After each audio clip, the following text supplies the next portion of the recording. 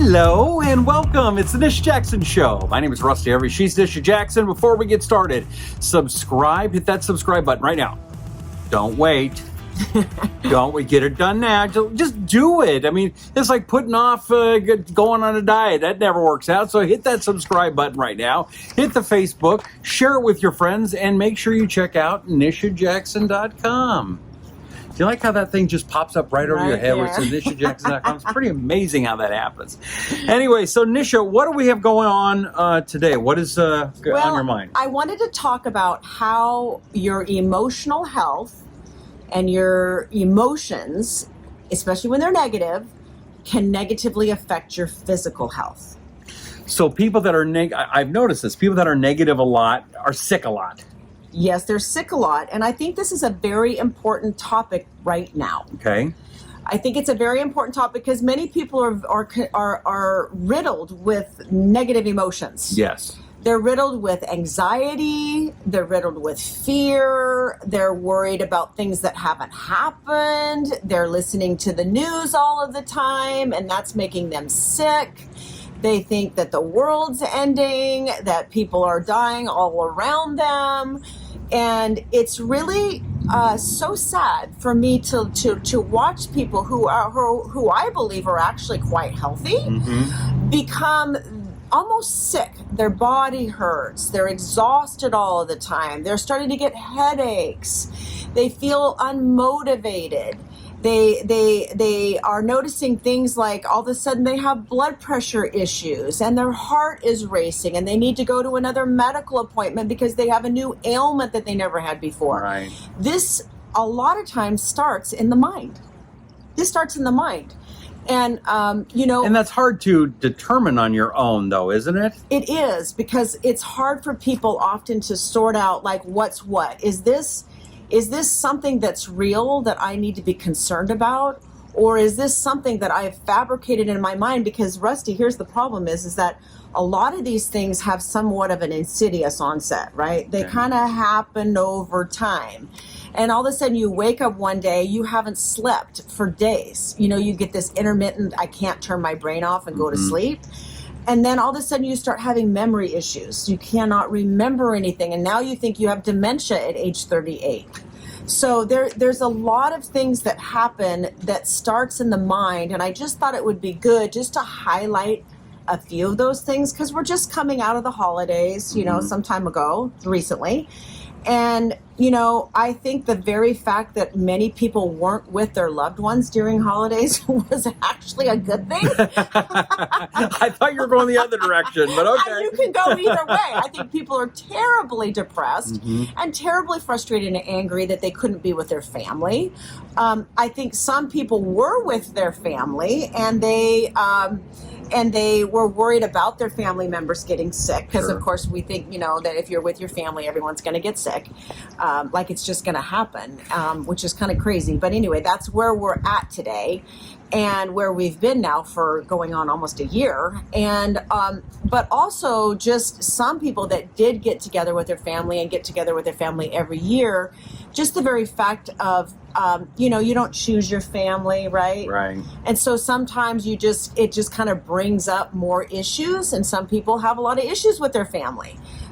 They feel very frustrated with the brother-in-law that can't shut up at the dinner table.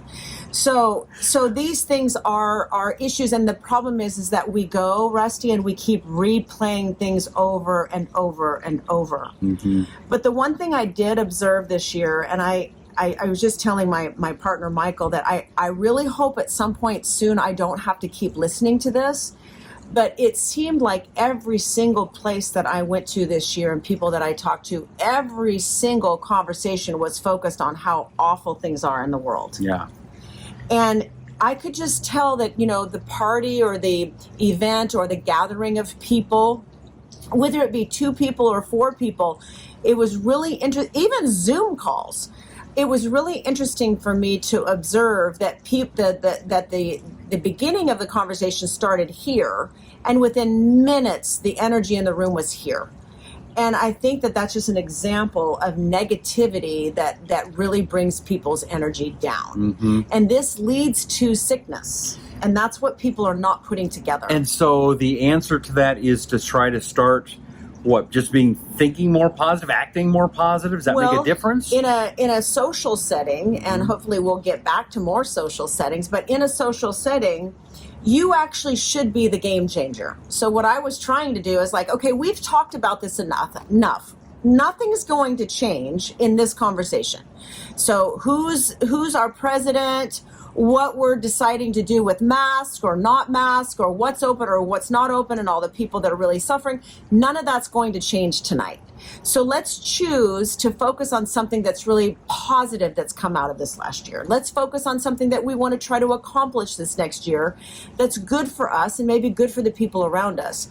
And it really did work. Really? It did work to kind of change it. But just family gatherings and getting together with people that maybe bring out the worst in you can be a way that you start the process of getting sick. And I just want to bring that up, that some people don't realize that you do have a choice of who you can surround yourself with. Good. So surround yourself with positivity.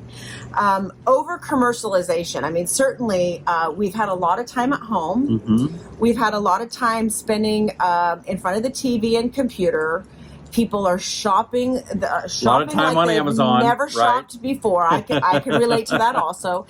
And the over commercialization that's happening and the skyrocketing sales online that are happening right now, people are spending more money than they've ever spent online. And that can lead to a really strong sense of unhappiness.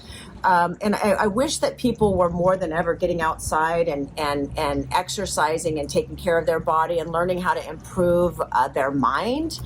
But unfortunately, the over commercialization that's happening and people really spending more time purchasing things or feeling like they need things is really at an all-time high. So maybe instead think about what you can do that doesn't cost any money, or think about what you can do to give back.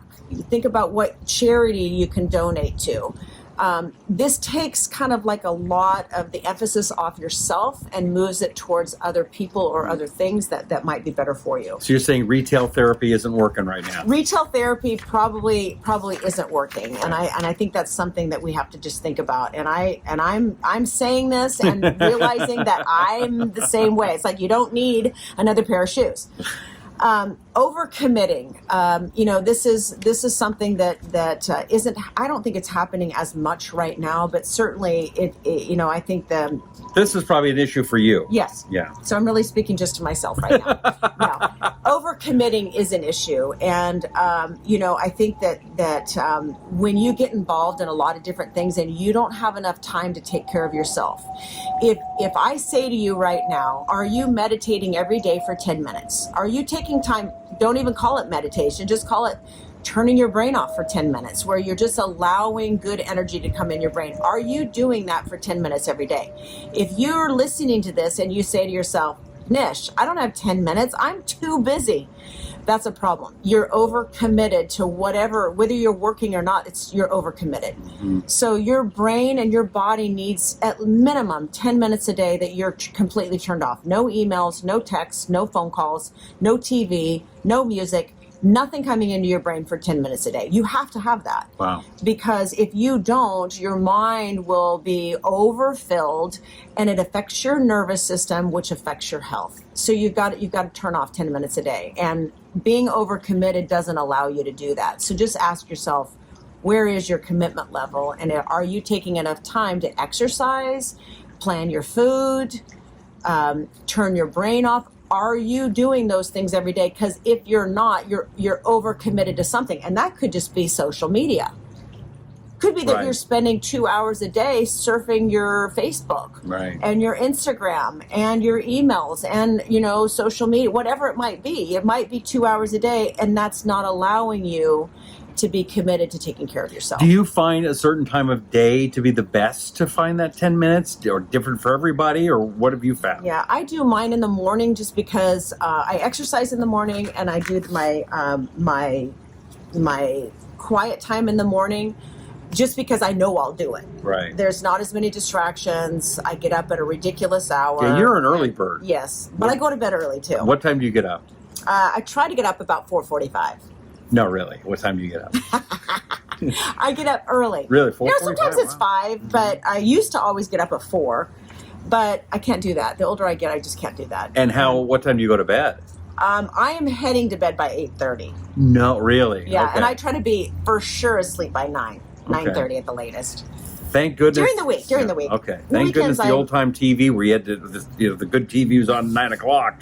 That's over now, so you go to bed. That's good. That's right. That's interesting. Okay. So financial worries, I just want to bring up that because this has been a heck of a year for most people financially. It's very difficult. It's very frustrating. You feel like everything's completely out of your control. And again, overemphasis on financial worries is going to make you sick. Much of what we're worrying about hasn't happened and probably won't happen.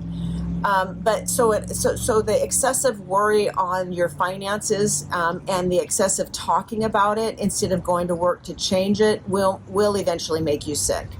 And when I keep saying make you sick, I just want to reiterate what that means. It means that you'll have too much inflammation in your body. Inflammation causes body pain. It also causes your cholesterol to go up. It causes your hormones to be imbalanced. It causes your sleep to be interrupted. Excessive worry causes your testosterone to go down as a man, which is such a bummer. Yeah. Because then everything else gets worse. So people feel fatigued. They have wakefulness during the night. They have a tendency to gain too much weight because when you're worrying or you're angry or you're resentful or you're having anxiety, you will eat more food. So you brought up something, and it's something I can attest to, and that is because I'm feeling great lately. I've been doing fantastic. A lot of it has to do with your help, but when I've gone through those times of worry and depression, the stuff that I worried about and was depressed about never happened. I know, it's crazy. I'm again guilty of that too. Is you have to rein in your thoughts, and it's not just your mind; it's your thoughts. Like, what are you thinking? And I always tell this story because I just think it's such a good one. Many years ago, I was just doing a little private little study, and I asked 3 patients if they would go home for 3 days and write down every thought that came into their head. It didn't matter what it was, any thought, write it down. So anything that they said to themselves, thought about themselves, did to themselves, whatever, they just write every thought down. And it was really interesting for them and for me, and it's kind of what I thought it was going to be, only way worse. So when they brought the information back to me and we reviewed it, 75% of their thoughts were about either things that were never going to happen, completely crazy thoughts. It was a judgment about somebody else. Or mostly it was about degrading them, their own self. So first thing in the morning, they got up and looked in the mirror and they say, oh my gosh, I'm so fat. Or they would say, oh my gosh, I can't remember anything. I'm so stressed out. I can't keep up. I have too much to do. My kids are driving me crazy. My kids' room's a mess. Why don't they ever listen to me? It was so negative. And when you say those things, you're right? All of those things probably are true, but that constant thought pattern of what is going into your head every day, if you don't rein those thoughts in, your whole body and your whole life and your whole health is going to move in that direction. It's like brainwashing. Right. So it is brainwashing. So you wouldn't tell your kid all of those negative things, or you shouldn't. You wouldn't be saying all of those things to your kid. Why are we saying it to ourselves? So that's just something to really think about, is rein in your thoughts, because wherever your mind goes, there goes your body also. And what I was trying to say was, when you tell yourself that you're fat, you're ugly, you are. When you tell yourself you're good looking and you're healthy and you're happy, you are. It's what you tell yourself, right? It makes a huge, huge difference. Yes, how you feel about yourself is how you are going to treat yourself. And I will tell you one thing that I think is interesting. I'm learning this more as I get older. People who are happy are so much more beautiful. People who have a really kind, generous, optimistic soul and heart are beautiful people. It doesn't matter whether they're overweight or not. They're beautiful people. Like, people want to be around them, and they have a higher propensity towards success and living longer. why would we not choose that? So just think about that. Think about reining in your thoughts and think about transforming your negativity and what you're saying about yourself or even others into something positive, and knowing that if you change those thoughts, your health and your life will go in that direction.